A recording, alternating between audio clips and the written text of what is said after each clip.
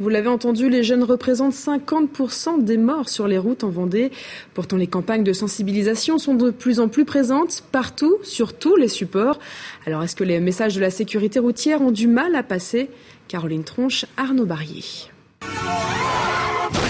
Images choc à la télé, action dans les discothèques ou encore à l'école. Les campagnes de sensibilisation au danger de la route fonctionnent bien auprès du jeune public, en tout cas à court terme. Toutes les campagnes de sensibilisation qui sont faites, bon, sur le moment, elles touchent. Ça émeut, ça...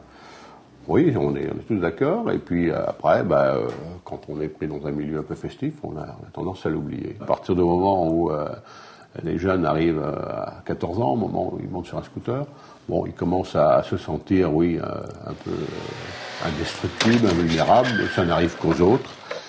Et puis, on prend des risques. On retrouve après ce comportement-là à 18 ans, 20 ans, là au volant de la voiture.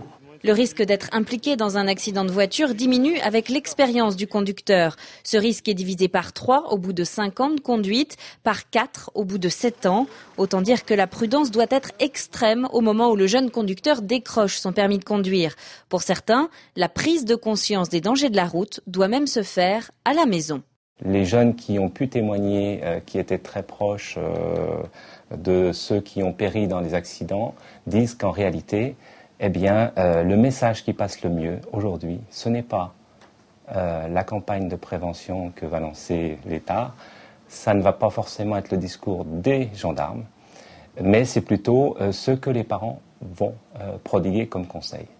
Donc nous pensons que nous avons une action à conduire directement auprès des parents pour justement qu'ils prennent conscience que leur parole est vraiment prépondérante par rapport au message de prévention. Leur parole, mais aussi leur propre comportement. Difficile de changer les habitudes d'un jeune conducteur qui, pendant 18 ans, n'a pas eu d'exemple.